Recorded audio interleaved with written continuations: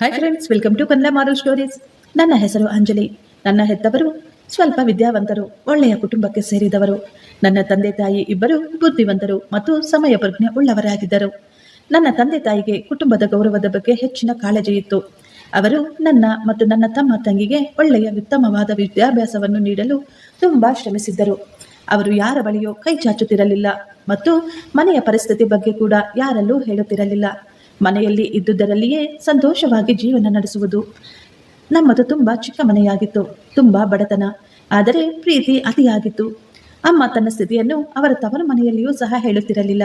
ನಮ್ಮ ಪರಿಸ್ಥಿತಿಯ ಬಗ್ಗೆ ಯಾರಿಗಾದರೂ ಹೇಳಿಕೊಂಡರೆ ನಾವು ಅವರಲ್ಲಿ ಸಹಾಯ ಕೇಳುತ್ತಿದ್ದೇವೆ ಎಂದು ಅವರು ಅಂದುಕೊಳ್ಳುತ್ತಾರೆ ಎಂದು ಅಮ್ಮ ಹೇಳ್ತಾ ಇದ್ಲು. ನಮಗೆ ಕೂಡ ಅಮ್ಮ ಅದನ್ನೇ ಹೇಳಿಕೊಡುತ್ತಿದ್ದರು. ಮತ್ತು ನಿಮ್ಮ ಕೆಟ್ಟ ಸಂದರ್ಭಗಳನ್ನು ಯಾರಿಗೂ ಹೇಳಬೇಡಿ, ನೀವು ಕಷ್ಟಪಟ್ಟು ಕೆಲಸ ಮಾಡಬೇಕು ಮತ್ತು ನಿಮ್ಮ ಪರಿಸ್ಥಿತಿಯನ್ನು ನೀವೇ ಬದಲಾಯಿಸಿಕೊಳ್ಳಲು ಪ್ರಯತ್ನಿಸಬೇಕು ಎಂದು ಹೇಳುತ್ತಿದ್ದರು. ನಮಗೂ ಕೂಡ ಹೆತ್ತವರ ಪ್ರಾಮಾಣಿಕತೆ ಮತ್ತು ಜೀವನ ಶೈಲಿಯನ್ನು ನೋಡಿ ನಾನು ಹಾಗೂ ನನ್ನ ತಮ್ಮ ತಂಗಿಯ ಸ್ವಭಾವ ಕೂಡ ಅದೇ ರೀತಿ ಬೆಳೆದಿತ್ತು. ಅವರು ಯಾವುದೇ ಪರಿಸ್ಥಿತಿಯಲ್ಲಿದ್ದರೂ ಕೂಡ ಸುಳ್ಳು ಹೇಳುವುದು ಮತ್ತು ತಪ್ಪು ಕೆಲಸಗಳನ್ನು ಮಾಡಲು ಇಷ್ಟಪಡುತ್ತಿರಲಿಲ್ಲ. ಆದ್ದರಿಂದ ನಾವು ಅವರ ಮುಂದೆ ಸುಳ್ಳು ಹೇಳುವ ಧೈರ್ಯ ಎಂದಿಗೂ ಮಾಡಲಿಲ್ಲ. ಈ ರೀತಿಯ ಉತ್ತಮವಾದ ಮೌಲ್ಯಗಳೊಂದಿಗೆ ಅಮ್ಮ ನಮ್ಮನ್ನು ಬೆಳೆಸಿದ್ದರು. ಮನೆಯಲ್ಲಿ ನಾನೇ ದೊಡ್ಡ ಮಗಳಾದ್ದರಿಂದ ನನಗೂ ಅಮ್ಮನದ್ದೇ ಬುದ್ಧಿ ಬಂದಿತ್ತು. ಶಾಲೆಯಿಂದ ಮನೆಗೆ ಬಂದ ನಂತರ ನಾನು ನನ್ನ ತಾಯಿಗೆ ಮನೆ ಕೆಲಸಗಳಲ್ಲಿ ಸಹಾಯ ಮಾಡುತ್ತಿದ್ದೆ ಮತ್ತು ತಮ್ಮ ತಂಗಿಗೂ ಅದನ್ನೇ ಹೇಳಿಕೊಟ್ಟಿದ್ದೆ. ನಾನು ಮನೆಗೆ ದೊಡ್ಡ ಮಗಳಾದ್ದರಿಂದ ತಮ್ಮ ತಂಗಿಗೆ ಬುದ್ಧಿ ಹೇಳಿಕೊಟ್ಟುತ್ತಿದ್ದನ್ನು ನೋಡಿ ನನ್ನ ತಾಯಿ ತುಂಬ ಸಂತೋಷ ಪಡುತ್ತಿದ್ದರು ಮತ್ತು ವಿದ್ಯೆಯ ಮೇಲೆ ಅಪಾರ ಗೌರವವನ್ನು ಬೆಳೆಸಿಕೊಂಡಿದ್ದರು. ನಮ್ಮ ವಿದ್ಯಾಭ್ಯಾಸದ ಮೇಲೆ ಹೆಚ್ಚು ಗಮನ ಹರಿಸುತ್ತಿದ್ದರು. ನಾವು 3 ಜನ ಮಕ್ಕಳು ಪ್ರತಿ ವರ್ಷ ಓದುವುದರಲ್ಲಿ ಉತ್ತಮ ಅಂಕಗಳೊಂದಿಗೆ ಉತ್ತೀರ್ಣರಾಗುತ್ತಿದ್ದೆವು. ಶಾಲೆಯಲ್ಲಿ ನಮ್ಮ ಪರಿಸ್ಥಿತಿ ಯಾರಿಗೂ ತಿಳಿದಿರಲಿಲ್ಲ. ಅಲ್ಲಿ ಎಲ್ಲರೂ ನಮ್ಮನ್ನು ಅನುಕೂಲಸ್ಥರು ಎಂಬಂತೆ ನೋಡುತ್ತಿದ್ದರು. ನಾನು PUC ಮುಗಿಸಿದ ನಂತರ ಹೆತ್ತವರ ಅನುಮತಿಯೊಂದಿಗೆ ನಾನು ಹತ್ತಿರದ ಸ್ಕೂಲ್ನಲ್ಲಿಯೇ ಕೆಲಸ ಮಾಡಲು ಸೇರಿಕೊಂಡೆ. ನಾನು ಕೆಲಸ ಮಾಡುವುದು ನನ್ನ ತಂದೆ ತಾಯಿಗೆ ಇಷ್ಟವಿರಲಿಲ್ಲ. ಅವರು ಹೇಳಿದರು, ನೀನು ನಿನ್ನ ಓದಿನ ಮೇಲೆ ಗಮನ ಹರಿಸು ಎಂದು. ಆದರೆ ನನ್ನ ತಂಗಿ ತಮ್ಮ ಬೆಳೆಯುತ್ತಿದ್ದಂತೆ ಮನೆಯ ಅಗತ್ಯತೆಗಳು ಖರ್ಚುಗಳು ತುಂಬಾ ಹೆಚ್ಚಾಗುವುದನ್ನು ನಾನು ಗಮನಿಸುತ್ತಿದ್ದೆ. ಆದ್ದರಿಂದಲೇ ನಾನು ತಂದೆಗೆ ಆಸರೆಯಾಗಲು ಬಯಸಿದ್ದೆ. ಯಾಕೆಂದ್ರೆ ನನ್ನ ತಂದೆ ಕೆಲವು ದಿನಗಳಿಂದ ಅನಾರೋಗ್ಯದಿಂದ ಬಳಲುತ್ತಾ ಇದ್ರು. ಆದರೂ ಅವರ ಬಗ್ಗೆ ಅವರು ಕಾಳಜಿ ವಹಿಸದೆ ಕಷ್ಟಪಟ್ಟು ಕೆಲಸ ಮಾಡೋದಕ್ಕೆ ಹೋಗ್ತಾ ಇದ್ರು. ಅಮ್ಮ ಕೂಡ ಸಣ್ಣ ಪುಟ್ಟ ಕೆಲಸ ಮಾಡಿ ಸ್ವಲ್ಪ ಹೆಚ್ಚು ಹಣವನ್ನೇ ಸಂಪಾದನೆ ಮಾಡ್ತಾ ಇದ್ರು. ಆದರೆ ನಾವು ಬೆಳೀತಿದ್ದಂತೆ ಆ ದುಡ್ಡು ನಮ್ಮ ಮನೆಗೆ ಯಾವ ಖರ್ಚಿಗೂ ಸಾಕಾಗ್ತಾನೆ ಇರಲಿಲ್ಲ. ಹೆಚ್ಚಿದ ಹಣದ ಅವಶ್ಯಕತೆ ಇತ್ತು ಮತ್ತು ನನ್ನ ತಮ್ಮ ಇನ್ನೂ ಚಿಕ್ಕವನಾಗಿದ್ದ. ನಾನೇ ಮುಂದೆ ನಿಂತು ಎಲ್ಲವನ್ನೂ ನಿಭಾಯಿಸಬೇಕಾಗಿತ್ತು. ಅವನಿಂದ ಈ ಜವಾಬ್ದಾರಿಯನ್ನು ನಿರೀಕ್ಷಿಸುವುದು ಸಾಧ್ಯವಿರಲಿಲ್ಲ. ನಾನು ನನ್ನ ತಂದೆಗೆ ಮಗ ಎಂದು ಸಾಬೀತುಪಡಿಸುತ್ತೇನೆ ಎಂದು ನಿರ್ಧರಿಸಿದೆ. ನನ್ನ ಹಠವನ್ನು ನೋಡಿ ನನ್ನ ತಂದೆ ತಾಯಿ ನನಗೆ ಕೆಲಸಕ್ಕೆ ಸೇರಿಸಿಕೊಳ್ಳಲು ಅನುಮತಿ ನೀಡಿದ್ದರು. ನಾನು ಹತ್ತಿರದ ಸ್ಕೂಲ್ನಲ್ಲೇ ಕೆಲಸಕ್ಕೆ ಸೇರಿಕೊಂಡಿದ್ದೆ. ಹೆಚ್ಚೇನು ಸಂಬಳ ಸಿಗ್ತಾ ಇರಲಿಲ್ಲ ಸ್ಕೂಲ್ನಲ್ಲಿ. ಆ ಸಂಬಳದಿಂದ ನಾನು ಕೆಲವು ಮನೆಯ ಖರ್ಚುಗಳನ್ನು ಪೂರೈಸಲು ಸಾಧ್ಯವಾಗ್ತಿತ್ತು. ನಾನು ನನ್ನ ಮೊದಲ ಸಂಬಳವನ್ನು ನನ್ನ ತಂದೆಗೆ ನೀಡಲು ಹೋದಾಗ ಅವರು ಸ್ಪಷ್ಟವಾಗಿ ಅದನ್ನು ನಿರಾಕರಿಸಿದರು ಮತ್ತು ಅವರು ಹೇಳಿದರು, ನೀನು ಕಷ್ಟಪಟ್ಟು ಸಂಪಾದಿಸಿರುವ ಹಣವನ್ನು ಖರ್ಚು ಮಾಡಬೇಡ. ಅಮ್ಮ ಕೂಡ ಹೇಳಿದಳು, ಈ ಹಣವನ್ನು ನಿನ್ನ ಮದುವೆಗೆ ಕೂಡಿಡು ಎಂದು. ಯಾಕೆಂದ್ರೆ ನಮಗೆ ವರದಕ್ಷಿಣೆ ಕೊಡುವಷ್ಟು ಶಕ್ತಿ ಇಲ್ಲ. ಈ ದುಡ್ಡನ್ನು ನಿನ್ನ ಬಳಿ ಇಟ್ಟುಕೊಂಡರೆ ಮದುವೆಯ ಸಮಯದಲ್ಲಿ ಅಗತ್ಯವಿರುವ ವಸ್ತುಗಳನ್ನು ನೀನು ತೆಗೆದುಕೊಳ್ಳಬಹುದು ಎಂದು ಹೇಳಿದರು. ಆದ್ದರಿಂದಲೇ ನಾನು ನನಗೆ ಬರ್ತಿದ್ದ ಸಂಬಳದಲ್ಲಿ ಸ್ವಲ್ಪ ಹಣವನ್ನು ಕೂಡಿಟ್ಟು ಇನ್ನು ಉಳಿದ ಹಣವನ್ನು ಮನೆಯ ಖರ್ಚಿಗೆ ಬಳಸುತ್ತಾ ಇದ್ದೆ. ಮನೆಯ ವಿಷಯಗಳಲ್ಲಿ ನನ್ನ ಹೆತ್ತವರಿಗೆ ಸಹಾಯ ಮಾಡಲು ಇದು ನನ್ನ ಸಣ್ಣ ಪ್ರಯತ್ನವಾಗಿತ್ತಷ್ಟೇ. ನಾನು ಆಗಾಗ ನನ್ನ ತಮ್ಮ ತಂಗಿಯರ ಆಸೆಗಳನ್ನು ಕೂಡ ಪೂರೈಸುತ್ತಿದ್ದೆ. ಯಾಕೆಂದ್ರೆ ಅವರು ನನ್ನನ್ನು ತಂದೆಯ ಸ್ಥಾನದಲ್ಲಿ ನೋಡ್ತಾ ಇದ್ರು. ನಾನು ಸ್ಕೂಲ್ನಲ್ಲಿ ಕೆಲಸ ಮಾಡಿಕೊಂಡು ವಿದ್ಯಾಭ್ಯಾಸವೇನೂ ಬಿಡಲಿಲ್ಲ. ಬದಲಿಗೆ ನನ್ನ ಕೆಲಸದ ಜೊತೆಗೆ ನನ್ನ ವಿದ್ಯಾಭ್ಯಾಸವನ್ನು ಕೂಡ ಮುಂದುವರಿಸಿದ್ದೆ. ಓದು ಮುಗಿದ ನಂತರ ಒಳ್ಳೆಯ ಸ್ಕೂಲ್ನಲ್ಲಿ ಕೆಲಸಕ್ಕೆ ಅರ್ಜಿ ಹಾಕುವುದು ನನ್ನ ಉದ್ದೇಶವಾಗಿತ್ತು. ಇದರಿಂದ ನನಗೆ ಸಂಬಳ ಕೂಡ ಜಾಸ್ತಿ ಸಿಗುತ್ತದೆ ಎನ್ನುವ ಆಸೆ ಇತ್ತು ನನಗೆ. ಅದರಂತೆ ನಾನು BA ಮುಗಿಸಿದ ಮೇಲೆ ಆ ಕೆಲಸ ಬಿಟ್ಟು ಬೇರೆ ಸ್ಕೂಲ್ನಲ್ಲಿ ಕೆಲಸಕ್ಕೆ ಸೇರಿಕೊಂಡೆ. ಆಗ ಸೇರಿಕೊಂಡಿರುವ ಸ್ಕೂಲ್ನಲ್ಲಿ ಮುಂಚೆಯೇ ತೆಗೆದುಕೊಳ್ಳುತ್ತಿದ್ದ ಸಂಬಳಕ್ಕಿಂತ ಇದು ಒಳ್ಳೆಯ ಸಂಬಳವಾಗಿತ್ತು. ನಾನು ಸ್ಕೂಲ್ನಲ್ಲಿ ಯಾವಾಗಲೂ ನಾನಾಯಿತು ನನ್ನ ಕೆಲಸವಾಯಿತು ಅತ್ತ ಇರ್ತಾ ಇದ್ದೆ. ನಾನು ಕಷ್ಟಪಟ್ಟು ಕೆಲಸ ಮಾಡ್ತಾ ಇದ್ದ ಕಾರಣ ತುಂಬ ಬೇಗ ಪ್ರಿನ್ಸಿಪಾಲ್ರ ಗಮನ ಕೂಡ ಸೆಳೆದೆ. ಅವರು ನನ್ನ ಕೆಲಸವನ್ನು ಮೆಚ್ಚಿಕೊಂಡರು. ನಾನು ಮಕ್ಕಳಿಗೆ ತುಂಬ ಸುಲಭ ಪದ್ಧತಿಯಲ್ಲಿ ಪಾಠವನ್ನು ಹೇಳ್ಕೊಡ್ತಾ ಇದ್ದೆ. ಮಕ್ಕಳು ಕೂಡ ನನ್ನನ್ನು ತುಂಬ ಇಷ್ಟಪಡ್ತಾ ಇದ್ರು. ನಾನು ಯಾವತ್ತೂ ಯಾವುದೇ ಕಾರಣಕ್ಕೂ ಮಕ್ಕಳಿಗೆ ಬೈತಾ ಇರಲಿಲ್ಲ, ಓಡಿತಾನೂ ಇರಲಿಲ್ಲ. ಆದರೂ ಅವರು ನನ್ನ ವಿಷಯವನ್ನು ಶ್ರದ್ಧೆಯಿಂದ ಕೇಳಿಸಿಕೊಳ್ತಾ ಇದ್ರು. ಚೆನ್ನಾಗಿ ಓದಿ ಉತ್ತಮ ಅಂಕಗಳನ್ನು ಗಳಿಸ್ತಾ ಇದ್ರು. ಇದನ್ನು ನೋಡಿ ಪ್ರಿನ್ಸಿಪಾಲ್ ಅವರು ತುಂಬ ಖುಷಿಪಟ್ಟರು. ಆದ್ದರಿಂದ ಅವರು ನನಗೆ ಬೇಗನೆ ಪ್ರಮೋಷನ್ ಕೂಡ ಕೊಟ್ಟರು ಮತ್ತು ನನ್ನ ಸಂಬಳವನ್ನು ಕೂಡ ಹೆಚ್ಚು ಮಾಡಿದರು. ನಾನು ಅದೇ ಖುಷಿಯಲ್ಲಿ ರಾತ್ರಿಯೆಲ್ಲ ನನ್ನ ಓದನ್ನು ಮುಂದುವರಿಸುತ್ತಿದ್ದೆ. ನಾನು ಯಾರೊಂದಿಗಳು ಹೆಚ್ಚು ಸ್ನೇಹ ಹೊಂದಿರಲಿಲ್ಲ. ನಾನು ಯಾವಾಗಲೂ ನನ್ನದೇ ಆದ ಪ್ರಪಂಚದಲ್ಲಿರುತ್ತಿದ್ದೆ. ಆಗ ಇದ್ದಕ್ಕಿದ್ದಂತೆ, ನೀವು ದಿನವಿಡೀ ಕೆಲಸದಲ್ಲಿ ಮುಳುಗಿರುತ್ತೀರಾ ಎಂದು ಗಂಡಸಿನ ಧ್ವನಿ ಕೇಳಿ ಆಶ್ಚರ್ಯದಿಂದ ತಲೆ ಎತ್ತಿ ನೋಡಿದೆ. ಒಬ್ಬ ಯುವಕ ನನ್ನನ್ನೇ ನೋಡಿ ನಗುತ್ತಿದ್ದ. ನಾನು ಅವನನ್ನು ನೋಡಿ ಆಶ್ಚರ್ಯಪಟ್ಟೆ. ಆಗ ಅವನು, ನಾನು ಇಲ್ಲಿ ಕುಳಿತುಕೊಳ್ಳಬಹುದೇ ಎಂದು ಕೇಳಿದ. ಆದರೆ ನನಗೆ ಅವನು ಯಾರು ಎಂದು ಗೊತ್ತೇ ಇಲ್ಲ ಮತ್ತು ಅವನು ಪಕ್ಕದಲ್ಲಿ ಇದ್ದ ಚೇರ್ನ ಕಡೆ ಕೈ ತೋರಿಸುತ್ತಾ ನಾನು ಕುಳಿತುಕೊಳ್ಳಬಹುದಾ ಅಂತ ಬೇರೆ ಕೇಳ್ತಾ ಇದ್ದ. ನಾನು ಸುತ್ತಮುತ್ತ ನೋಡಿದಾಗ ಎಲ್ಲ ಟೀಚರ್ಗಳು ಅವರವರ ಕೆಲಸದಲ್ಲಿ ಬ್ಯುಸಿಯಾಗಿದ್ರು. ಆಗ ನಾನು ಆ ವ್ಯಕ್ತಿಯನ್ನು, ನೀವು ಯಾರು ಎಂದು ಕೇಳಿದೆ. ಅವನು ನಗುತ್ತಾ, ನೀವು ನನ್ನನ್ನು ಗುರುತಿಸಲಿಲ್ವೇ? ನನ್ನ ಹೆಸರು ಅಮರ್. ನಾನು ಸ್ಕೂಲಿಗೆ ಸೇರಿಕೊಂಡು 3-4 ದಿನವಾಯಿತು. ಇಂದು ನನ್ನ 3ನೇ ದಿನದ ಕೆಲಸ. ಆದರೆ ನಿಮಗೆ ನನ್ನ ಪರಿಚಯವಿಲ್ಲ ಎಂದು ನಗುತ್ತಾ ಹೇಳಿದರು. ಕೆಲವು ದಿನಗಳ ಹಿಂದೆ ಈ ಸ್ಕೂಲ್ನಲ್ಲಿ ಕೆಲಸ ಮಾಡುತ್ತಿದ್ದ ಟೀಚರ್ ಒಬ್ಬರು ಕೆಲಸ ಬಿಟ್ಟಿದ್ದರು. ಬಹುಶಃ ಅವರ ಜಾಗಕ್ಕೆ ಈ ವ್ಯಕ್ತಿ ಬಂದಿದ್ದಾರೆ ಎಂದು ತಿಳಿದು, ಸಾರಿ, ನನಗೆ ಗೊತ್ತಾಗಲಿಲ್ಲ ಅಂತ ನಿಧಾನವಾಗಿ ಹೇಳಿದೆ. ಕುಳಿತುಕೊಳ್ಳಿ ಅಂತ ಸನ್ನೆ ಮಾಡಿದೆ. ಆಗ ಅವರು ನನ್ನಿಂದ ಸ್ವಲ್ಪ ದೂರದಲ್ಲೇ ಕುಳಿತುಕೊಂಡರು. ನಾನು ಮತ್ತೆ ನನ್ನ ನೋಟ್ಸ್ ಬುಕ್ಗಳನ್ನು ತೆಗೆದುಕೊಂಡು ಅವುಗಳನ್ನು ಚೆಕ್ ಮಾಡುವ ಕೆಲಸದಲ್ಲಿ ನಿರತಳಾದೆ. ಆದರೆ ಆ ವ್ಯಕ್ತಿ ಮಾತನಾಡುವುದಕ್ಕೆ ತುಂಬಾ ಚಡಪಡಿಸ್ತಾ ಇದ್ದ. ಆ ಸಮಯದಲ್ಲಿ ಅವರು ನಿರಂತರವಾಗಿ ಮಾತನಾಡ್ತಾನೇ ಇದ್ದ ಮತ್ತು ತನ್ನ ಬಗ್ಗೆ ಎಲ್ಲವನ್ನೂ ಹೇಳಿದ. ಅವರು ತಮ್ಮ ಕುಟುಂಬದ ಒಬ್ಬನೇ ಮಗನಾಗಿದ್ದ. ಆದರೆ ಅವನ ತಾಯಿ ಅನಾರೋಗ್ಯದಿಂದ ಬಳಲ್ತಾ ಇದ್ರು. ಆದ್ದರಿಂದ ಮಗನ ಮೇಲೆ ಡಿಪೆಂಡ್ ಆಗಿರಬೇಕಾಗಿತ್ತಂತೆ. ಸ್ವಲ್ಪ ಸಮಯದ ಹಿಂದೆಯೇ ಅವರ ತಂದೆ ಕೂಡ ತೀರ್ಕೊಂಡಿದ್ರು. ಈ ಸ್ಕೂಲ್ನಲ್ಲಿ ಕೆಲಸ ಮಾಡುವುದು ನನ್ನ ಗುರಿಯಲ್ಲ, ಬದಲಾಗಿ ಮುಂದೆ ಒಳ್ಳೆಯ ಕಂಪನಿಗೆ ಹೋಗಬೇಕೆಂದಿದ್ದೇನೆ ಎಂದು ಕೂಡ ಹೇಳಿದ್ರು. ನಾನು ಮೌನವಾಗಿ ಅವರ ಮಾತುಗಳನ್ನು ಮಾತ್ರ ಕೇಳಿಸಿಕೊಳ್ತಾ ಇದ್ದೆ. ಆದರೆ ನನಗೆ ಆ ವ್ಯಕ್ತಿಯ ಬಗ್ಗೆ, ಅವನು ಏನು ಹೇಳ್ತಾ ಇದ್ದಾನೆ ಎನ್ನುವುದರ ಬಗ್ಗೆ ಹೆಚ್ಚು ಆಸಕ್ತಿ ಏನೂ ಇರಲಿಲ್ಲ. ನಾನು ಕೆಲಸಕ್ಕೆ ಲೇಟ್ ಆಗ್ತಾ ಇದೆ ಎಂಬ ಚಿಂತೆ ಮಾತ್ರ ನಂದಾಗಿತ್ತು. ಅದಲ್ಲದೆ ನಾನು ಇನ್ನೊಂದು ಕ್ಲಾಸ್ ಅಟೆಂಡ್ ಮಾಡಬೇಕಾಗಿತ್ತು. ನಾನು ಈ ಸ್ಕೂಲ್ನಲ್ಲಿ ಕೆಲಸ ಮಾಡಿ 2 ವರ್ಷಗಳಾಗುತ್ತಾ ಬಂತು. ನನಗೆ ಈಗಲೇ ಮದುವೆ ಮಾಡಿಕೊಳ್ಳಲು ಇಷ್ಟವಿಲ್ಲದಿದ್ದರೂ ನನ್ನ ಮದುವೆಯ ಬಗ್ಗೆ ನನ್ನ ತಂದೆ ತಾಯಿ ತುಂಬ ಚಿಂತಿತರಾಗಿದ್ದರು. ನಾನು ನನ್ನ ತಂದೆಯ ಸಹಾಯಕ್ಕೆ ಮತ್ತು ನನ್ನ ತಮ್ಮ ತಂಗಿಯರ ವಿದ್ಯಾಭ್ಯಾಸಕ್ಕೆ ಸಹಾಯ ಮಾಡುವುದು, ಅವರಿಗೆ ಉತ್ತಮ ಶಿಕ್ಷಣ ಕೊಡಿಸುವುದು ನನಗೆ ಮುಖ್ಯವಾಗಿತ್ತು. ಈಗ ನಾನು ನನ್ನ ವಿದ್ಯಾಭ್ಯಾಸವನ್ನು ಪೂರ್ಣಗೊಳಿಸಿದ್ದೆ. ನನ್ನ ತಂಗಿ ಈಗ ಕಾಲೇಜ್ಗೆ ಹೋಗುತ್ತಿದ್ದಾಳೆ. ನಾನು ಅವಳ ಖರ್ಚುಗಳನ್ನು ನೋಡಿಕೊಳ್ಳಲು ಸಹಾಯ ಮಾಡುತ್ತಿದ್ದೆ.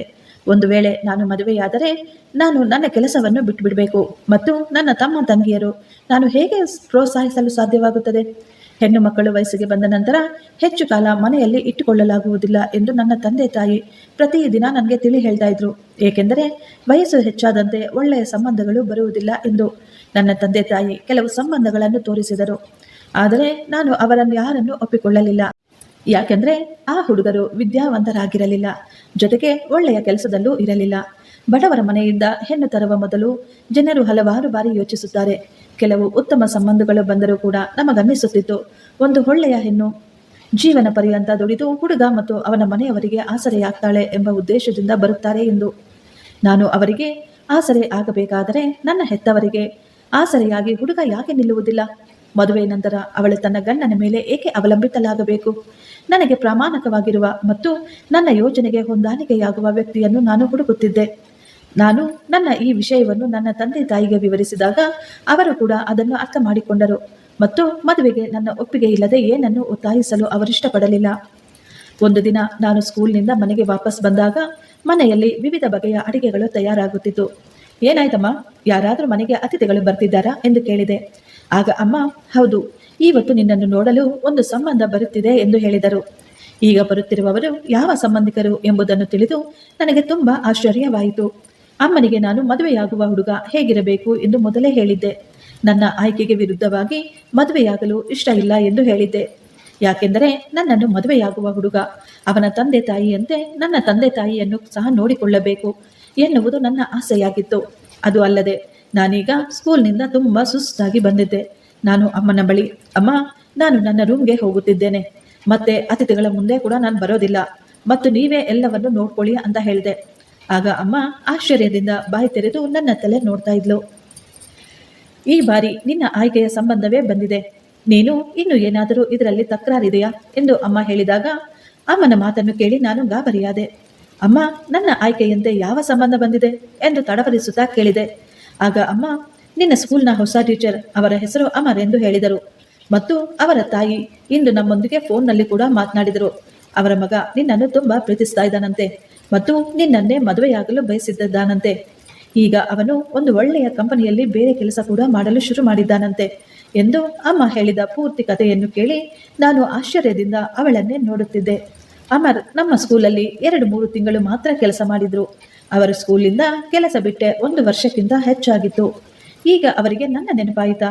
ಅಂದ್ರೆ ಅಮ್ಮ ನನ್ನ ಮತ್ತು ಅವರ ನಡುವೆ ಅಂಥದ್ದೇನೂ ಇರಲಿಲ್ಲ ಎಂದು ಹೇಳುತ್ತಿದ್ದಾಗ ಅಮ್ಮ ಏನು ಯೋಚಿಸುತ್ತಿದ್ದಳೋ ಗೊತ್ತಿಲ್ಲ.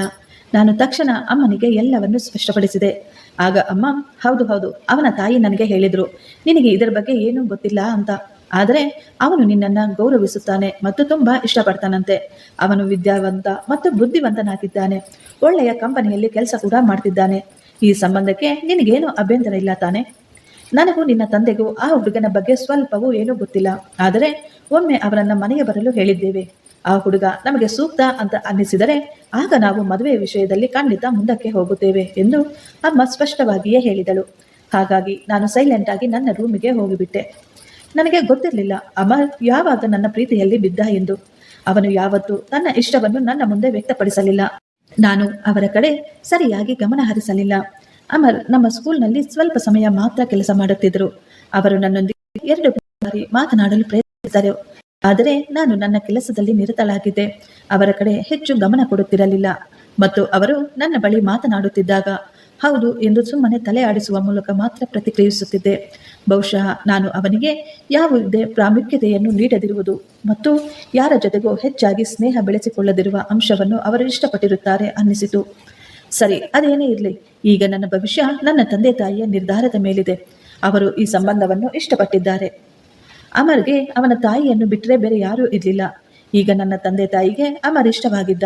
ನನ್ನ ಎಲ್ಲ ಜವಾಬ್ದಾರಿಯೂ ಎಲ್ಲ ನಿರ್ಧಾರವೂ ನನ್ನ ತಂದೆ ತಾಯಿಯೇ ತೆಗೆದುಕೊಳ್ಳುತ್ತಾರೆ. ಆದ್ದರಿಂದ ನಾನು ಕೂಡ ಈಗ ಈ ಸಂಬಂಧವನ್ನು ಒಪ್ಪಿಕೊಳ್ಳಲೇಬೇಕಾಯಿತು. ನನಗೆ ನಿಜವಾಗಿ ಮದುವೆಯಾಗಲು ಮನಸ್ಸಿರಲಿಲ್ಲ.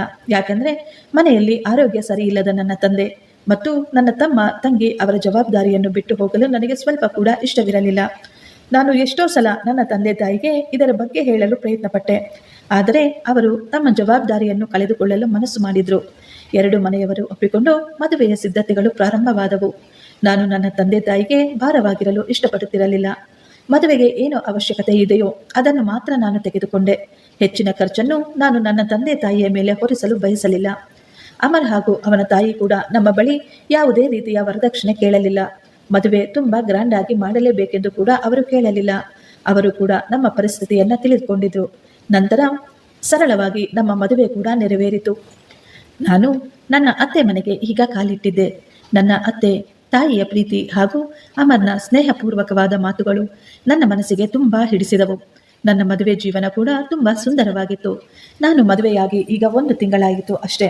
ಆದರೆ ಇದ್ದಕ್ಕಿದ್ದಂತೆ ನನ್ನ ಗಂಡ ತನ್ನ ತಾಯಿಯ ಮೇಲೆ ಕೈ ಮಾಡುತ್ತಿದ್ದರು. ಅದನ್ನು ನೋಡಿ ನನಗೆ ಆಶ್ಚರ್ಯವಾಯಿತು. ಆ ದೃಶ್ಯವನ್ನು ನನ್ನಿಂದ ಸಹಿಸಿಕೊಳ್ಳಲಾಗಲಿಲ್ಲ. ನಾನು ಕನಸು ಮನಸ್ಸಿನಲ್ಲಿಯೂ ಅಂದುಕೊಂಡಿರಲಿಲ್ಲ ಅಮರ್ ಈ ರೀತಿಯಾದಂತಹ ವ್ಯಕ್ತಿ ಎಂದು. ಆಗ ನಾನು ಅಮರ್ ಜೊತೆ ಮಾತನಾಡುವುದಕ್ಕೆ ಪ್ರಯತ್ನಿಸಿದೆ. ತಾಯಿಯ ಮೇಲೆ ಮಗನು ಕೈ ಮಾಡುವುದಿರಲಿ, ಅವರ ಎದುರುಗಡೆ ನಿಂತು ಮಾತನಾಡುವುದು ಕೂಡ ತಪ್ಪು ಎಂದು.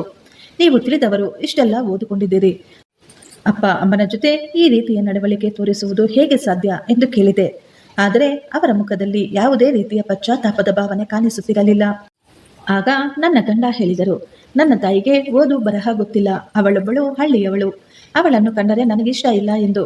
ಆಗ ನಾನು ಹೇಳಿದೆ, ನಿಮ್ಮ ತಾಯಿ ಓದುವುದಕ್ಕೆ ಬರೆದಿದ್ದರೆ ಅವರನ್ನು ನೀವು ಈ ರೀತಿ ದಂಡಿಸಬಹುದೇ? ಹೆತ್ತ ತಾಯಿ ಅಂತಾನೂ ಕೂಡ ನೋಡದೆ ನೀವು ಅವರಿಗೆ ಒಡೆಯಬಹುದೇ? ನನ್ನ ತಂದೆ ತಾಯಿ ಕೂಡ ಓದಿಲ್ಲ, ಆದರೆ ನಮಗೆ ಅವರು ಒಳ್ಳೆಯ ಸಂಸ್ಕಾರ ಕೊಟ್ಟಿದ್ದಾರೆ. ತಂದೆ ತಾಯಿಗಳು ಓದಿರಲಿ ಅಥವಾ ಓದದೇ ಇರಲಿ, ಅವರು ಯಾವತ್ತಿದ್ರೂ ನಮಗೆ ತಂದೆ ತಾಯಿನೇ. ಅವರ ಜೊತೆ ನಾವು ಮಕ್ಕಳಾಗಿ ಹೇಗೆ ವರ್ತಿಸಬೇಕು ಅಂತ ನಿಮಗೆ ಗೊತ್ತಾಗಲ್ವಾ? ಈ ರೀತಿ ನಾನು ಅಮರ್ಗೆ ತುಂಬಾ ಬುದ್ಧಿ ಹೇಳಲು ಪ್ರಯತ್ನಿಸಿದೆ. ಆದರೆ ಇದರ ಬಗ್ಗೆ ಅರ್ಥ ಮಾಡಿಸಲು ತುಂಬಾ ಪ್ರಯತ್ನಪಟ್ಟೆ. ನಾನು ಅಂದುಕೊಂಡಿದ್ದೆ ಇನ್ನು ಮುಂದೆ ಅಮರ್ ತನ್ನ ತಾಯಿಗೆ ಹೊಡೆಯುವುದಿಲ್ಲ ಎಂದು. ಅಮರ್ ತನ್ನ ತಾಯಿಗೆ ಹೊಡೆದಿದ್ದ ಕಾರಣದಿಂದ ನನ್ನ ಮನಸ್ಸಿನಲ್ಲಿ ಅವರ ಬಗ್ಗೆ ಇದ್ದ ಗೌರವ ಈಗ ಕಡಿಮೆಯಾಗಿತ್ತು. ನಾನು ಅಂದುಕೊಂಡೆ, ಇನ್ಯಾವತ್ತೂ ಅಮರ್ ತನ್ನ ತಾಯಿಯ ಮೇಲೆ ಕೈ ಮಾಡದ ಹಾಗೆ ನಾನು ನೋಡಿಕೊಳ್ಳಬೇಕು ಎಂದು ತೀರ್ಮಾನ ಮಾಡಿದ್ದೆ. ನಾನು ನನ್ನ ಅತ್ತೆಯ ಗೌರವವನ್ನು ಕಾಪಾಡಬೇಕು. ಅದಕ್ಕೆ ಯಾರೇ ಏನೇ ಅಡ್ಡಿ ಮಾಡಿದರೂ ನಾನು ಹಿಂದೆ ಸರಿಯುವುದಿಲ್ಲ ಎಂದು ತೀರ್ಮಾನ ಮಾಡಿಕೊಂಡಿದ್ದೆ. ನಾನು ನನ್ನ ತಂದೆ ತಾಯಿಯನ್ನು ಎಷ್ಟು ಪ್ರೀತಿಸುತ್ತೇನೋ ಹಾಗೆಯೇ ನನ್ನ ಅತ್ತೆಯನ್ನು ಕೂಡ ಅಷ್ಟೇ ಪ್ರೀತಿಸುತ್ತೇನೆ. ಅತ್ತೆ ನನಗೆ ತಾಯಿ ಇದ್ದಂತೆ ಅಲ್ವಾ? ನಾನು ಯಾವಾಗ ಅಮರ್ ತನ್ನ ತಾಯಿಗೆ ಹೊಡೆಯುವುದನ್ನು ನೋಡಿದನೋ ಅಂದಿನಿಂದ ಅವರ ಜೊತೆ ತನ್ನ ತಾಯಿಯ ಜೊತೆ ಮಾತನಾಡುವುದನ್ನೇ ಬಿಟ್ಟು ಬಿಟ್ಟರು. ನಾನು ಕೂಡ ಅಂದಿನಿಂದ ನನ್ನ ಗಂಡನ ಜೊತೆ ಹೆಚ್ಚಾಗಿ ಮಾತನಾಡ್ತಾ ಇರಲಿಲ್ಲ. ಆದರೂ ನನ್ನ ಮನಸ್ಸಿನಲ್ಲಿ ಅನ್ನಿಸ್ತಾ ಇತ್ತು, ಅವನು ಏನೇ ಆದರೂ ನನ್ನ ಗಂಡ. ನಾನು ಈ ರೀತಿ ಮಾಡಿದ್ರೆ ಮುಂದೆ ನಮ್ಮ ಸಂಸಾರ ಹಾಳಾಗುತ್ತದೆ ಎಂದು. ಇಲ್ಲಿ ನಡೆದ ಘಟನೆಯ ಬಗ್ಗೆ ನನ್ನ ತಂದೆ ತಾಯಿಯ ಬಳಿ ಏನೂ ಹೇಳಲಿಲ್ಲ. ನಾನು ನನ್ನ ಗಂಡನ ಮರ್ಯಾದೆಯನ್ನು ಎಲ್ಲರ ಮುಂದೆ ಹರಾಜು ಹಾಕುವುದು ನನಗಿಷ್ಟವಿರಲಿಲ್ಲ. ಯಾಕೆಂದರೆ ನನ್ನ ತಂದೆ ತಾಯಿ ನನಗೆ ಆ ರೀತಿಯಾದಂತಹ ಸಂಸ್ಕಾರವನ್ನು ಹೇಳಿಕೊಟ್ಟಿರಲಿಲ್ಲ. ನಾನು ನನ್ನ ಗಂಡನ ತಪ್ಪನ್ನು ಮುಚ್ಚಿ ಹಾಕುತ್ತಲೇ ಬಂದೆ. ಆದರೆ ನನ್ನ ಗಂಡ ಯಾವಾಗಲೂ ಅವರ ತಾಯಿಯ ಜೊತೆ ಸಿಡಿಮಿಡಿ ಎಂದು ಕೋಪ ಮಾಡಿಕೊಂಡೇ ಮಾತನಾಡ್ತಾ ಇದ್ರು. ಮನೆಯನ್ನ ಯಾವಾಗಲೂ ಸಂತೋಷದಿಂದ ಇಡಲು ತುಂಬಾ ಪ್ರಯತ್ನ ಪಡುತ್ತಿದ್ದೆ ನಾನು. ಒಂದು ದಿನ ನಾನು ನನ್ನ ಅತ್ತೆಯನ್ನು ಟೀ ಕುಡಿಯಲು ಅವರ ರೂಮ್ಗೆ ಹೋಗಿ ಕರೆದೆ. ಎಲ್ಲರೂ ಒಟ್ಟಿಗೆ ಕುಳಿತು ಟೀ ಕುಡಿಯುತ್ತಿರುವಾಗ ನನ್ನ ಅತ್ತೆ ಹೇಳಿದರು, ನಿಮ್ಮಿಬ್ಬರ ಮದುವೆಯಾಗಿ ಈಗ 6 ತಿಂಗಳಾಗುತ್ತಾ ಬಂತು, ಆದರೆ ನಿಮ್ಮಿಬ್ಬರ ನಡುವೆ ಯಾವುದೇ ಸುದ್ದಿ ಇಲ್ಲ ಎಂದು. ಆದಷ್ಟು ಬೇಗ ಈ ಮನೆಯಲ್ಲಿ ಒಂದು ಪುಟ್ಟ ಕಂದಮ್ಮ ಬರಲಿ ಎಂದು ನಾನು ದೇವರಲ್ಲಿ ಕೇಳಿಕೊಳ್ಳುತ್ತೇನೆ ಎಂದರು. ಈ ಮಾತಿನಿಂದ ನನಗೆ ಸ್ವಲ್ಪ ನಾಚಿಕೆಯಾಗಿತ್ತು. ಆದರೆ ಅಮರ್ ಈ ಮಾತಿಗೆ ತುಂಬಾ ಕೋಪ ಮಾಡಿಕೊಂಡರು. ಅಮ್ಮ, ನೀನು ಹಳೆಯ ಕಾಲದವಳಂತೆ ಯಾಕೆ ಮಾತನಾಡ್ತಾ ಇದೀಯಾ? ನಾವಿಬ್ಬರು ಈಗಲೇ ಮಕ್ಕಳ ಬಗ್ಗೆ ಯಾವುದೇ ಯೋಚನೆ ಕೂಡ ಮಾಡಿಲ್ಲ ಎಂದು ಅವರು ತುಂಬಾ ಕೆಟ್ಟದಾಗಿ ಹೇಳಿದರು. ಹೌದು, ನಿಜವಾಗಿಯೂ ಅಮರ್ ಮಕ್ಕಳ ಬಗ್ಗೆ ಯೋಚನೆ ಕೂಡ ಮಾಡಿರಲಿಲ್ಲ. ಆದ್ದರಿಂದಲೇ ಅವನ ತಾಯಿಯ ಮಾತು ಅವರಿಗೆ ಇಷ್ಟವಾಗಿರಲಿಲ್ಲ. ಆಗ ನನ್ನ ಅತ್ತೆ ನನಗೆ ಮೊಮ್ಮಕ್ಕಳನ್ನ ಎತ್ತಿ ಆಡಿಸಬೇಕು ಎಂದು ತುಂಬಾ ದಿನದಿಂದ ಆಸೆ ಇದೆ ಎಂದು ಹೇಳಿದ್ರು. ಮಕ್ಕಳೆಂದರೆ ಯಾರಿಗೆ ತಾನೇ ಇಷ್ಟ ಇಲ್ಲ ಹೇಳಿ? ನಮಗೂ ಕೂಡ ಮಕ್ಕಳೆಂದರೆ ತುಂಬಾ ಇಷ್ಟ. ಆದರೆ ಅಮರ್ಗೆ ಮಾತ್ರ ಆ ಯೋಚನೆಯೇ ಇರಲಿಲ್ಲ. ಆಗ ನಾನು ಅತ್ತೆಗೆ ಹೇಳಿದೆ, ಅಮ್ಮ, ನೀವು ಭಗವಂತನಲ್ಲಿ ನಿಮ್ಮ ಪ್ರಾರ್ಥನೆ ಏನೋ ಕೇಳ್ಕೊಳ್ಳಿ, ನಮಗೆ ಸಂತಾನವಾಗಲಿ ಎಂದು. ಈಗ ಈ ವಿಷಯದ ಬಗ್ಗೆ ಮುಂದೆ ಮಾತನಾಡುವುದು ಬೇಡ ಎಂದು ನಾನು ಅವರನ್ನು ಸುಮ್ಮನಾಗಿಸಲು ಪ್ರಯತ್ನಿಸಿದೆ. ಆಗ ಅಮರ್ ಮೊದಲು ಮಕ್ಕಳ ಬಗ್ಗೆ ಅಲ್ಲ, ನಿಮ್ಮ ಬಗ್ಗೆ ನೀವು ದೇವರಲ್ಲಿ ಕೇಳ್ಕೊಳ್ಳಿ ಎಂದು ವ್ಯಂಗ್ಯವಾಗಿ ಮಾತನಾಡಿದರು. ಆಗ ಅತ್ತೆ, ನಿಮ್ಮಿಬ್ಬರಿಗೂ ಮಕ್ಕಳಾಗಲಿ, ಆಗ ತಂದೆ ತಾಯಿಯ ಜವಾಬ್ದಾರಿ, ತಂದೆ ತಾಯಿಯ ಕಷ್ಟ ಏನೆಂದು ನಿನಗೆ ಅರ್ಥವಾಗುತ್ತದೆ ಎಂದು ಹೇಳಿದರು. ತಾಯಿಯ ಮಾತಿನಿಂದ ಅವನು ತುಂಬಾ ಕೋಪ ಮಾಡಿಕೊಂಡ. ಅವರು ತನ್ನ ತಾಯಿಯ ಮೇಲೆ ಕೂಗಾಡುತ್ತಾ ಹೇಳಿದರು, ನೀವು ಏನ್ ಅನ್ಕೊಳ್ತಾ ಇದ್ದೀರಾ? ನಿಮ್ಮ ಆಸೆಗಳನ್ನು ಈಡೇರಿಸಲು ನನ್ನನ್ನು ದೊಡ್ಡ ಮೂರ್ಖ ಶಿಖಾಮಣಿ ಎಂದುಕೊಂಡಿದ್ದೀರಾ? ನನಗೆ ಅಮರ್ನನ್ನು ಸಂಭಾಳಿಸಲು ಸಾಧ್ಯವೇ ಆಗಲಿಲ್ಲ. ಅವಮಾನದಿಂದ ನನ್ನ ಅತ್ತೆಯ ಮುಖ ಸಪ್ಪೆಯಾಯಿತು. ಅವರು ಆ ಮಾತುಗಳನ್ನು ಸಹಿಸಿಕೊಳ್ಳಲಾಗದೆ ದುಃಖ ಪಡುತ್ತಾ ಅವರ ರೂಮ್ಗೆ ಹೊರಟು ಹೋದರು. ಅತ್ತೆ ಹಾಗೆ ಹೋಗಿದ್ದನ್ನು ನೋಡಿ ನನಗೆ ಕೂಡ ತುಂಬಾ ದುಃಖವಾಯಿತು. ಈ ಅಮರ್ಗೆ ಏನಾಗಿದೆ? ಅವರ ತಾಯಿ ಅವಿದ್ಯಾವಂತರು ಎನ್ನುವ ಕಾರಣಕ್ಕೆ ಈ ರೀತಿ ನಡೆದುಕೊಳ್ಳುವುದು ಸರಿಯೇ?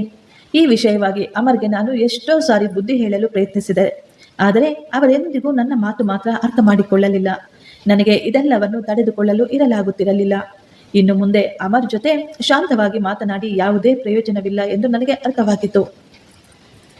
ಅತ್ತೆಗೆ ನೋವಾಗುವ ಹಾಗೆ ಮಾತನಾಡಿದರೆ ಚೆನ್ನಾಗಿರೋದಿಲ್ಲ ಎಂದು ನನ್ನ ಮಾತನ್ನು, ನನ್ನ ನಿರ್ಧಾರವನ್ನು ಹೇಳಿಬಿಡಬೇಕು ಎಂದುಕೊಂಡೆ. ಆದರೆ ಅಮರ್ ಮನೆಗೆ ಬಂದಾಗ ಅವರ ಕೋಪ ಇನ್ನೂ ಕಡಿಮೆಯಾಗಿರಲಿಲ್ಲ. ನನಗೆ ಊಟ ಕೊಡು, ತುಂಬಾ ಹಸಿವಾಗ್ತಿದೆ ಅಂತಾರೆ.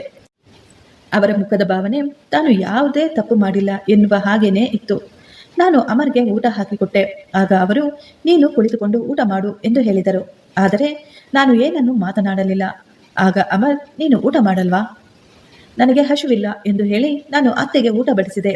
ಅವರು ತಿನ್ನಲು ಮನಸ್ಸಿಲ್ಲದಿದ್ದರೂ ನೋವಿನಲ್ಲೇ ಅಳುತ್ತಾ ಊಟ ಮಾಡಿದ್ದರು. ಅವರ ಪರಿಸ್ಥಿತಿಯನ್ನು ನೋಡಿ ನನಗೆ ತುಂಬಾ ದುಃಖವಾಯಿತು.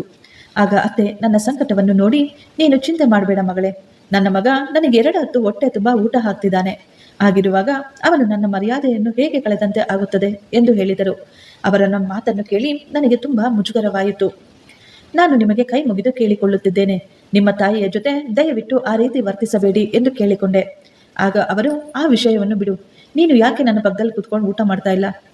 ನಿನಗೆ ನಾಚಿಕೊಳ್ತಾ ಇದೆಯಾ? ನೀನು ತುಂಬಾ ಒಳ್ಳೆಯವಳು ಎಂದು ತಟ್ಟೆಯನ್ನು ತನ್ನ ತಾಯಿಯ ರೂಮ್ಗೆ ತೆಗೆದುಕೊಂಡು ಹೋಗಿ ಅವರ ಮುಂದೆ ಎಂಜಾಯ್ ಮಾಡುತ್ತಾ ಊಟ ಮಾಡಿದರು.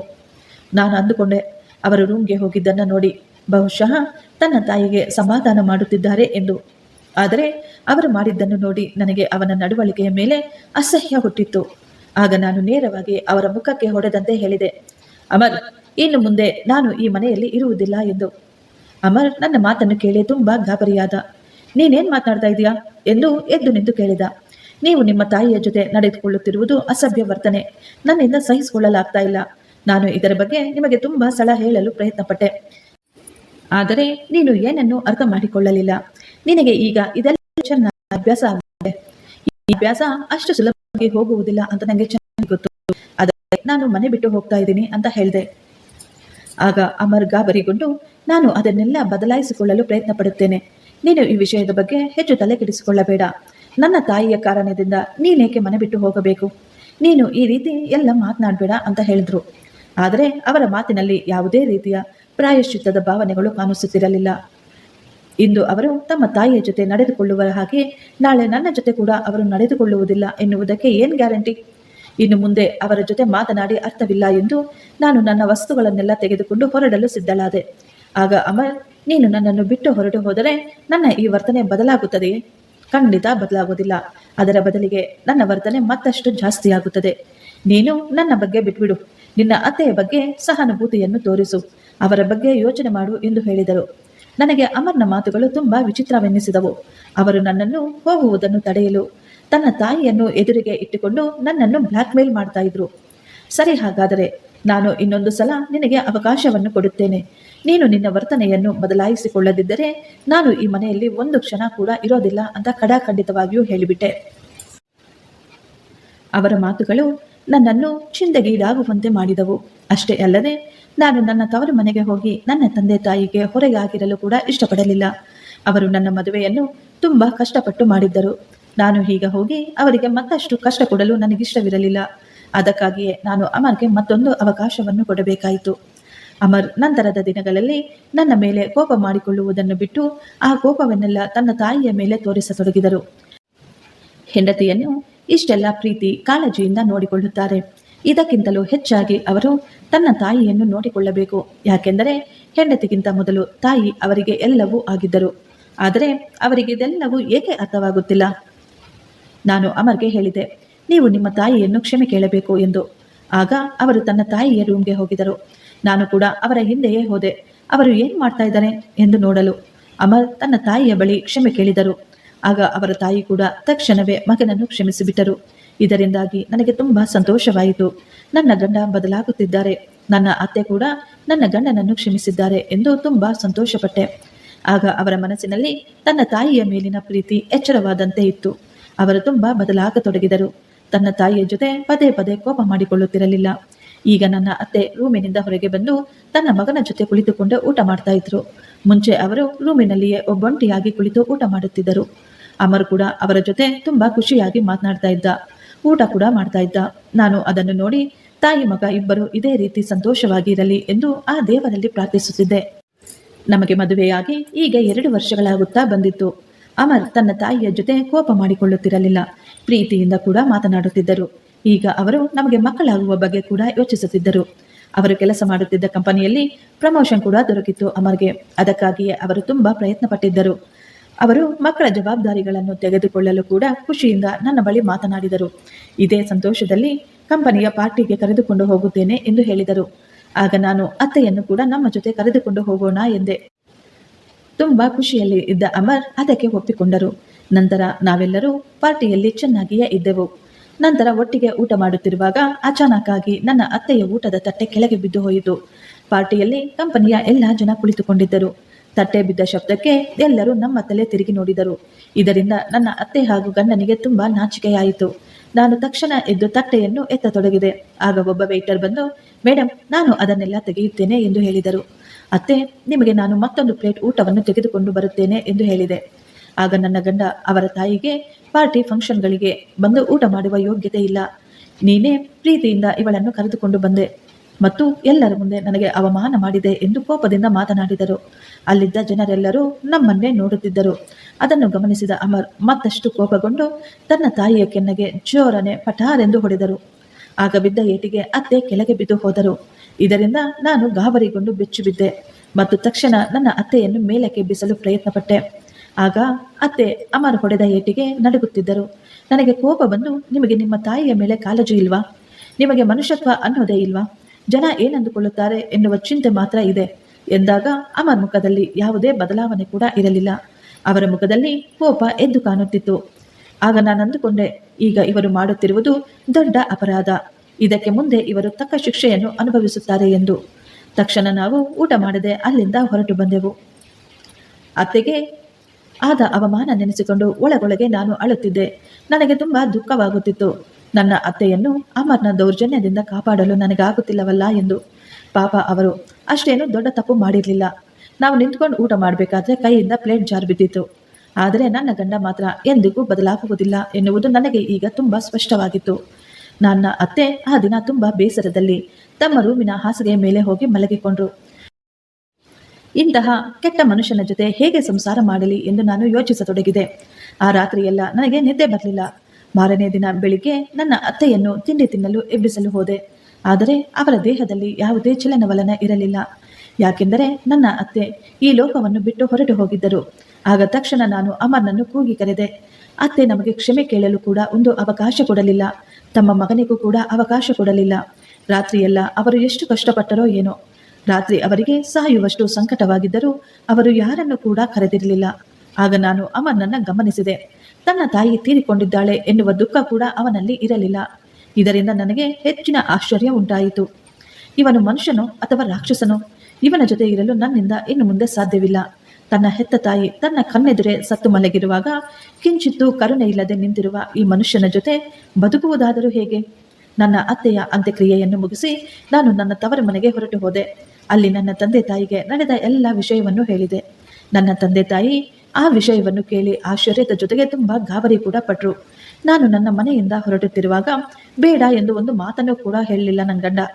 ಈಗ ನನಗೆ ಅಮರ್ಗಿಂತಲೂ ಅತ್ತೆಯ ಬಗ್ಗೆ ತುಂಬ ದುಃಖ ಜಾಸ್ತಿಯಾಗಿತ್ತು.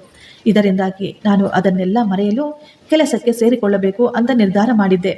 ನನ್ನ ತಂದೆ ತಾಯಿ ಪ್ರತಿದಿನ ನನಗೆ ಹೇಳ್ತಾ ಇದ್ರು, ನಿನ್ನ ಜೀವನದ ನಿರ್ಣಯವನ್ನು ನೀನೇ ತೆಗೆದುಕೋಬೇಕು ಅಂತ. ನಾವು ನಿನಗೆ ಯಾವುದೇ ಕಾರಣಕ್ಕೂ ಏನೂ ಒತ್ತಾಯ ಮಾಡುವುದಿಲ್ಲ ಎಂದು. ನನಗೆ ಅವಶ್ಯಕತೆ ಇರುವ ವಸ್ತುಗಳೆಲ್ಲವನ್ನು ನಾನು ಅಮರ್ ಮನೆಯಲ್ಲಿಯೇ ಬಿಟ್ಟು ಬಂದಿದ್ದೆ. ಅದಕ್ಕಾಗಿಯೇ ಅವನ್ನು ತೆಗೆದುಕೊಂಡು ಬರಲು ಒಂದು ದಿನ ನಾನು ನನ್ನ ಗಂಡನ ಮನೆಗೆ ಹೋದೆ. ಬಹುಶಃ ಆ ಸಮಯದಲ್ಲಿ ಅವನು ಕೆಲಸಕ್ಕೆ ಹೋಗಿರುತ್ತಾನೆ ಎಂದು ನಾನು ಮನೆಯ ಬಳಿ ಹೋಗಿದ್ದೆ. ಆದರೆ ಮನೆಯ ಡೋರ್ ತೆಗೆದೇ ಇತ್ತು. ಮನೆಯೊಳಗೆ ಒಂದು ರೀತಿಯ ಕೆಟ್ಟ ವಾಸನೆ ಬರ್ತಾ ಇತ್ತು. ಬಹುಶಃ ತುಂಬಾ ದಿನಗಳಿಂದ ಮನೆಯನ್ನು ಯಾರು ಕ್ಲೀನ್ ಮಾಡದೆ ಇರುವುದಕ್ಕೆ ಈ ರೀತಿ ಬರುತ್ತದೆ ಎಂದುಕೊಂಡೆ. ನಾನು ನಮ್ಮ ರೂಮಿನ ಬಳಿ ಹೋದಾಗ ಒಳಗೆ ನೋಡಿದ ದೃಶ್ಯ ನೋಡಿ ನನಗೆ ಉಸಿರು ನಿಂತಂತಾಯಿತು. ಯಾಕೆಂದರೆ ಅಮರ್ ಕೆಳಗೆ ನೆಲದ ಮೇಲೆ ಬಿದ್ದಿದ್ದ. ನಾನು ಬಿಟ್ಟು ಹೋದ ಕೆಲವು ದಿನಗಳಿಂದ ಅವರು ಆ ಸ್ಥಿತಿಯಲ್ಲಿಯೇ ಮಲಗಿಕೊಂಡಿದ್ದಾನೆ ಎಂದನ್ನಿಸ್ತಾ ಇತ್ತು. ಅವನ ಮೈ ಮೇಲೆಲ್ಲ ನೊಣ ಸೊಳ್ಳೆಗಳು ಮುತ್ತಿಕೊಂಡಿದ್ದವು. ಕೈಕಾಲುಗಳಲ್ಲಿ ಗಾಯಗಳಂತಾಗಿ ಕಣ್ಣುಗಳಲ್ಲಿ ಸಾವಿನ ಭಯ ಎದ್ದು ಕಾಣುತ್ತಿತ್ತು. ಅವನ ಶರೀರದಲ್ಲಿ ಇನ್ನು ಸ್ವಲ್ಪ ಉಸಿರಿತ್ತಷ್ಟೇ. ಅವನ ಕಣ್ಣುಗಳು ಬಾಗಿಲ ಕಡೆಗೆ ನೋಡುತ್ತಿದ್ದವು. ಯಾರಾದರೂ ಬಂದು ನನ್ನನ್ನು ಕಾಪಾಡುತ್ತಾರೇನೋ ಎಂದು. ಅವನ ಶರೀರ ತುಂಬ ದುರ್ಬಲವಾಗಿ ಹೋಗಿತ್ತು. ಅವನನ್ನು ಗುರುತಿಸಲು ಕೂಡ ಸಾಧ್ಯವಾಗಷ್ಟು ದುರ್ಬಲವಾಗಿದ್ದ. ಅವನ ಸ್ಥಿತಿಯನ್ನು ನೋಡಿ ನನಗೆ ತುಂಬ ಭಯವಾಯಿತು. ಆಗ ನಾನು ಜೋರಾಗಿ ಕಿರಿಚಿಕೊಂಡೆ. ಹೊರಗೆ ಓಡಿ ಬಂದು ನನ್ನ ಅಪ್ಪನಿಗೆ ಫೋನ್ ಮಾಡಿದೆ. ಯಾವ ವ್ಯಕ್ತಿ ತನ್ನ ತಾಯಿಯನ್ನು ಎಲ್ಲರ ಮುಂದೆ ಅವಮಾನ ಮಾಡಿ ಹೊಡೆದನೋ, ತಾಯಿ ಎನ್ನುವ ಗೌರವವನ್ನು ಕೊಡದೆ ಬಾಯಿಗೆ ಬಂದ ಹಾಗೆ ಬೈಯುತ್ತಿದ್ದನೋ, ಅವನು ಇಂದು ಆ ಪಾಪಗಳಿಗೆಲ್ಲ ಶಿಕ್ಷೆ ಅನುಭವಿಸುತ್ತಾ ಮಲಗಿದ್ದ. ದೇವರು ಅವನ ಕೆಟ್ಟ ಕೆಲಸಕ್ಕೆ ತಕ್ಕ ಶಿಕ್ಷೆಯನ್ನೇ ಕೊಟ್ಟಿದ್ದರು. ನನಗೆ ಅವನ ಮೇಲೆ ಯಾವುದೇ ರೀತಿಯ ಕರುಣೆಯಾಗಲಿ ಭಾವನೆಯಾಗಲಿ ದುಃಖವಾಗಲಿ ಇರಲಿಲ್ಲ. ಯಾವ ವ್ಯಕ್ತಿ ತನ್ನ ತಾಯಿಯ ಜೊತೆ ಈ ರೀತಿ ದುರ್ವ್ಯವಹಾರ ಮಾಡುತ್ತಾನೋ ಅಂತವನ ಅಂತ್ಯವು ಅದೇ ರೀತಿ ಇರುತ್ತದೆ ಎಂದು ನನಗೆ ಗೊತ್ತು. ಆದರೆ ಒಬ್ಬ ಹೆಂಡತಿಯಾಗಿ ಇಂತಹ ಸ್ಥಿತಿಯಲ್ಲಿ ನಾನು ಅವನ ಜೊತೆ ಇರುವುದು ನನ್ನ ಕರ್ತವ್ಯ ಅನ್ನಿಸಿತು. ನಾನು ನನ್ನ ತಂದೆಯ ಸಹಾಯದಿಂದ ಅವನ ಶರೀರವನ್ನೆಲ್ಲ ಸ್ವಚ್ಛ ಮಾಡಿ ಅವನನ್ನು ಆಸ್ಪತ್ರೆಗೆ ಕರೆದುಕೊಂಡು ಹೋದೆ. ಆಸ್ಪತ್ರೆಯಲ್ಲಿ ಅಮರ್ ನನ್ನನ್ನು ಕೃತಜ್ಞತಾ ಭಾವದಿಂದ ನೋಡುತ್ತಿದ್ದ. ಅವನ ಕಣ್ಣುಗಳಲ್ಲಿ ನೀರು ಹರಿಯುತ್ತಿತ್ತು. ಅವನು ತನ್ನ ತಾಯಿಯ ಜೊತೆ ನಡೆಸಿಕೊಂಡ ವ್ಯವಹಾರಕ್ಕೆ ದೇವರು ನನಗೆ ಕೊಟ್ಟ ಶಿಕ್ಷೆ ಎನ್ನುವುದನ್ನು ತನ್ನ ಕಣ್ಣಿನಲ್ಲಿಯೇ ಹೇಳುತ್ತಿದ್ದ. ಡಾಕ್ಟರ್ ಅವನಿಗೆ ಎಷ್ಟೋ ಪ್ರಯತ್ನಪಟ್ಟು ಟ್ರೀಟ್ಮೆಂಟ್ ಕೊಟ್ಟರು. ಅವನನ್ನು ಉಳಿಸಿಕೊಳ್ಳಲು ಆಗಲೇ ಇಲ್ಲ. ಯಾವ ವ್ಯಕ್ತಿ ಪಾಪವನ್ನು ಮಾಡುತ್ತಾನೋ ಮುಂದೆ ಅದೇ ಅವನನ್ನು ನುಂಗುತ್ತದೆ. ತನ್ನ ತಾಯಿ ಹಾಗೂ ಸಂಬಂಧಿಕರ ಜೊತೆ ಯಾವ ವ್ಯಕ್ತಿ ಸಂತೋಷದಿಂದ ಇರುತ್ತಾನೋ ಅವನು ಎಲ್ಲ ಸುಖಗಳನ್ನು ಅನುಭವಿಸುತ್ತಾನೆ. ಇಲ್ಲದಿದ್ದರೆ ಈ ರೀತಿಯ ಸ್ಥಿತಿಯನ್ನು ಖಂಡಿತ ಪಡೆಯುತ್ತಾನೆ. ಆದರೆ ನನ್ನಿಂದ ಅವನ ಸ್ಥಿತಿಯನ್ನು ನೋಡಲಾಗುತ್ತಿರಲಿಲ್ಲ. ಹಾಗಾಗಿ ನಾನು ಭಗವಂತನಲ್ಲಿ ಅವನ ಬದಲಾಗಿ ಕ್ಷಮೆಯನ್ನು ಕೂಡ ಕೇಳಿದೆ. ಅವರು ಬದುಕುಳಿಯಲಿ ಎಂದು. ಆದರೆ ಏನೂ ಪ್ರಯೋಜನವಾಗಲಿಲ್ಲ. ತನ್ನ ಹೆತ್ತ ತಾಯಿಗೆ ಜುಟ್ಟು ಹಿಡಿಯುವುದು ಒಡೆಯುವುದಲ್ಲದೆ ಕೆಟ್ಟ ಕೆಟ್ಟ ಮಾತುಗಳಿಂದ ಬೈಯುತ್ತಿದ್ದವನು ಇಂದು ಮೈಯೆಲ್ಲ ಹುಳುಬಿದ್ದು ಸಾವಿನ ದಾರಿಯನ್ನು ಹಿಡಿದಿದ್ದ. ಆದರೆ ಈಗ ನನಗೆ ಒಂದು ಸಂತುಷ್ಟತೆ ಮನೋಭಾವ ಇತ್ತು. ಕೊನೆ ಕಾಲದಲ್ಲಿ ನಾನು ಅವರ ಸೇವೆಯನ್ನು ಮಾಡಿದೆ ಎಂದು. ಫ್ರೆಂಡ್ಸ್, ಈ ಸ್ಟೋರಿ ನಿಮಗೆ ಇಷ್ಟವಾಗಿದ್ದರೆ ಒಂದು ಲೈಕ್ ಮಾಡಿ ಮತ್ತು ನಮ್ಮ ಚಾನಲನ್ನು ಸಬ್ಸ್ಕ್ರೈಬ್ ಮಾಡಿಕೊಳ್ಳಿ. Thank you. ಧನ್ಯವಾದಗಳು.